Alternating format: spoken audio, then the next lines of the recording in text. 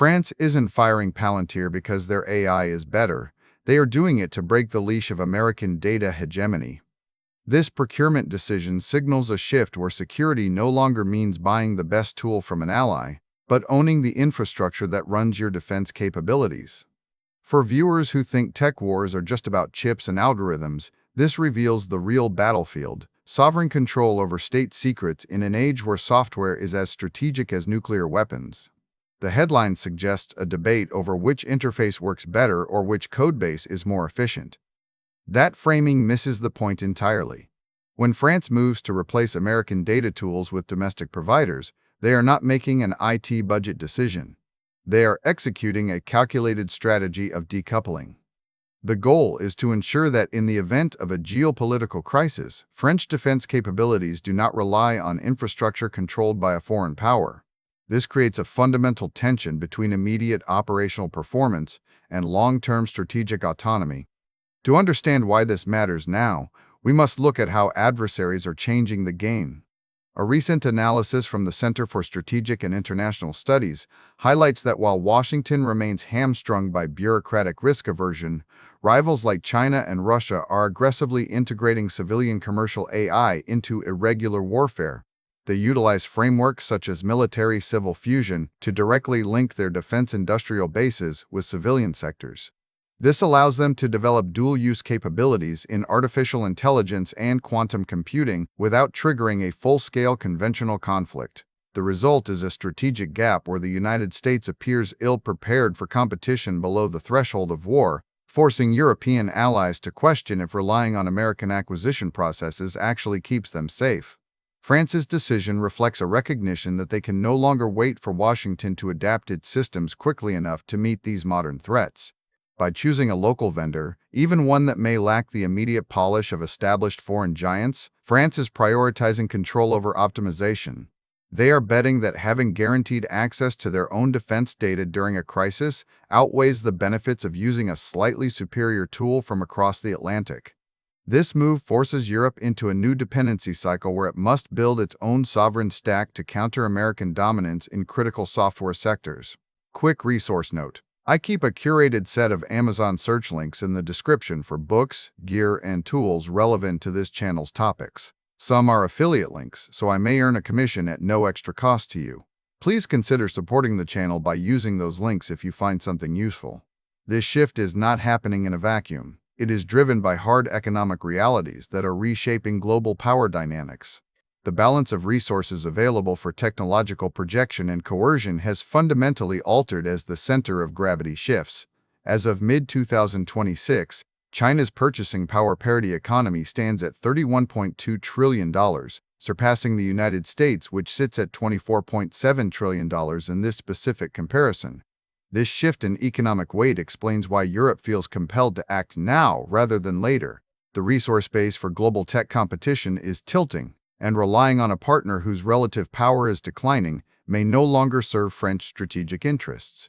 The stakes extend beyond just software licenses or data centers. They touch the very definition of national security in an era where algorithms drive cyber warfare and economic coercion.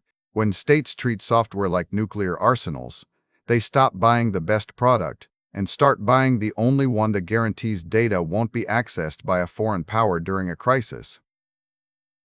This is why France's move to ditch Palantir for a domestic provider sends shockwaves through Brussels and Washington alike. It signals that European security architecture can no longer assume American technological supremacy will remain unchallenged or fully aligned with French interests in every scenario. The implications of this decoupling are profound for the broader transatlantic alliance. If France, a key military power within NATO, decides to sever ties on critical data infrastructure, other nations may follow suit to protect their own sovereignty. This could lead to a fragmented digital landscape where defense capabilities are siloed by national borders rather than integrated across alliances. The cost of this fragmentation is high, requiring massive investment in building new domestic champions and standards from scratch. However, the alternative, maintaining reliance on American tools that might be subject to foreign access or political leverage during a time of heightened tension, is viewed as an unacceptable risk by Parisian strategists. This transition also highlights the growing complexity of global supply chains for technology. The average price of Brent crude oil hit $100 per barrel in March 2026, up from $71 just a month prior, while Asian LNG prices reached nearly $21 per million BTU compared to $13 the previous year. These energy market fluctuations underscore the volatility of the global economy and the need for nations to secure their own critical inputs, whether they are barrels of oil or lines of code that run defense systems. Just as energy security drives diversification away from single suppliers in traditional markets, digital sovereignty is driving a similar fragmentation in the technology sector. China's GDP growth forecast for 2026 was revised downward by 0.1 percentage points to 4.4%, yet its sheer economic mass still provides it with significant leverage in global tech competition. This suggests that even as specific metrics fluctuate, the structural shift toward a multipolar world where multiple centers of technological power exist is irreversible. For France and other European nations, the choice is no longer between American or Chinese technology, but rather whether to remain dependent on either while trying to carve out an independent third lane through domestic innovation. Ultimately, this procurement decision reframes sovereignty not as isolationism, but as a necessary adaptation for survival in a contested world. The tech war is evolving from a simple contest of US versus China into a complex struggle where Europe must define its own strategic autonomy.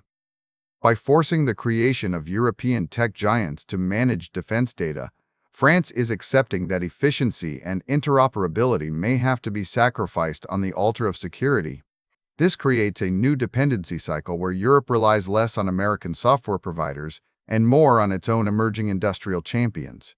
In an era where algorithms drive cyber warfare and economic coercion, losing control of your defense data means losing strategic autonomy.